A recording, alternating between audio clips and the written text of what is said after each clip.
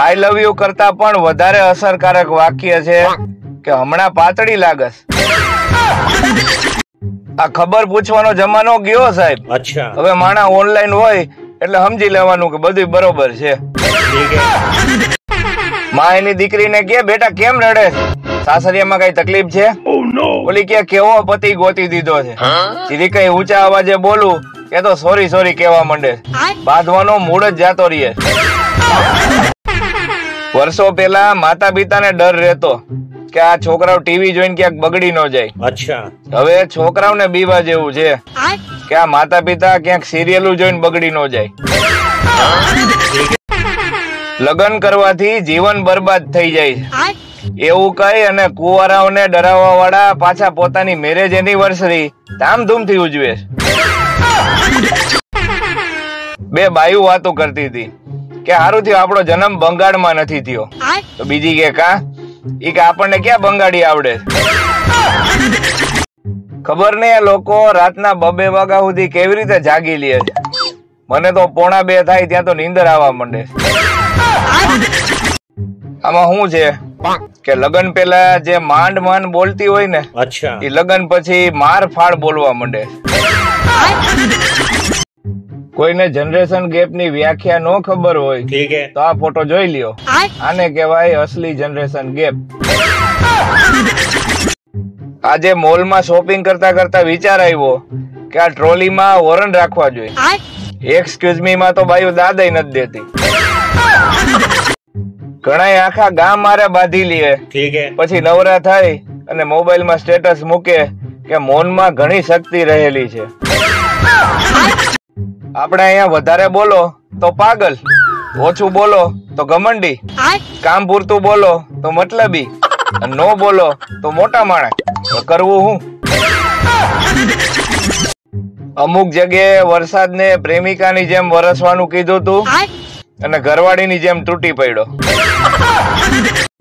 અમુક વાંઢાવની બિચાડાવની કોયલ ક્યાં ટોડલે જઈને બેસી ગઈ છે ને કે એને ભેગી જ નથી થતી.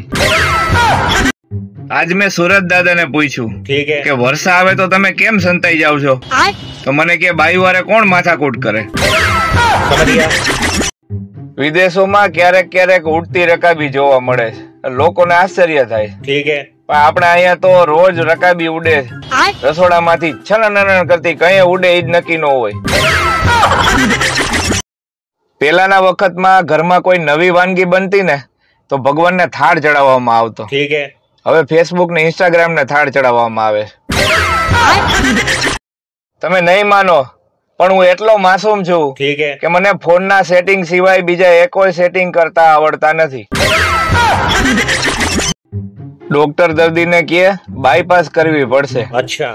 તો ઓલો કે જો સામે બ્લુ સાડી વાળી છે ને ઈ બાઈને મેં પાસ કરી. અરે ડોક્ટર કે હલકા બાયપાસ સર્જરી ની વાત છે. પુરુષો બિચારા ખૂબ ભોળા, સાવ નિર્દોષ અને એકદમ સરળ સ્વભાવના હોય. અચ્છા. કોક પત્ની કે સ્ત્રી એને ભૂલથી પણ સ્માઈલ આપે ને તો એ બિચારા ભૂલી જતા હોય છે કે એની ઘરે એક પત્ની અને 2 બાળકો પણ છે. ઘરમાં આપણો વટ એટલે વટ. આગલા દિવસનું રાંધેલું મને પૂછીને જ નાખે કે તમારે ખાવું છે કે જવા દઉં. ગણિતમાં XYZ એટલે ગુજરાતીમાં ફલાણું ઢીકણું અને પૂછડું. અમુક વ્યક્તિઓ વેફરના પેકેટ જેવી હોય, માલ ઓછો અને હવા જાજી. હા, ઘણા પાછા એવી સલાહ ઠોકે કે બાથરૂમમાં મોબાઈલ લઈ જવો સારો નથી. હવે એને કોણ કહે કે એ સાચા છે. કુંવારાઓની નજરમાં દરેક સમસ્યાનું સમાધાન લગ્ન હોય છે અને પરણેલાઓની નજરમાં દરેક સમસ્યાનું કારણ લગ્ન હોય છે. આ 4 વસ્તુઓ આપણે ત્યાં ઉડતી હોય છે. મજાક, લાકડીઓ, ચપ્પલ, આબરૂના ધજાગરા અને પાપાની પરીઓ. ક અને ધ વચ્ચેનો ભેદ આ રીતે સમજી શકાય. બપોરના વધારેલા ભાત ઈ સાંજે વઘારેલા ભાત થઈ જાય. જો તમારી ભૂલ હોય અને તમે સાંભળો છો તો તમે ઓફિસમાં છો. પણ જો તમારી ભૂલ ન હોય તોય તમે સાંભળો છો તો તમે ઘરે છો. સપનામાં જો તમને પાન દેખાય એટલે સમજી લેવું કે તમને કોક ચૂનો લગાવવાનું છે. શું કે મિત્રો, મજા આવે છે ને મારી રીલમાં? આમ પણ મારી રીલ આયુર્વેદિક જ હોય છે, તમને કોઈ દી સાઈડ ઇફેક્ટ નહીં થાય. પહેલા ફસાવ્યો મને એની ઝાડમાં, પછી જેટલી વાર મેં હાથ ફેરવ્યો એના વાળમાં, હવે એ વાળ નીકળે છે ભાત અને દાળમાં. છોકરાઓને દારૂ અને છોકરીઓને મેકઅપ, એ ચડી જાય એટલે ઇંગ્લિશ જ બોલે. આ વાંઢાઓ પાસે દીકુ ને ચકુ ભલે ન હોય, પણ 10 કલાકની શાંતિ વાળી ઊંઘ હોય છે. લગ્નના 7 ફેરામાંથી 4 જ ફેરા આપણે ત્યાં હોય છે. અને એટલા માટે કારણ કે 4 જ ફેરામાં માણસ વઠો પડી જાય, બાકીના વધારાના 3 ફેરાની જરૂર જ નથી પડતી. આ ઇતિહાસ સાક્ષી છે મિત્રો. આજ સુધી કોઈ વ્યક્તિએ એની સાડી સાથે ગુસ્સામાં વાત નથી કરી. દર વર્ષે રાજકોટમાં 20 લાખની વસ્તી સામે 25 લાખ કેરીનું કરવા વાળા નીકળે છે કે ઓણ આપણે કેરીનું ચાલુ કર્યું છે તો અમારી પાસેથી મગાવજો. પત્ની કે આપણે રેશમ પટ્ટો દડાવી લેવો છે ને, પતિ કે કાપડ દડાઈ કોઈ દી કે ખાવાની વસ્તુ છે, ઓલી કે મરચાનું નામ છે.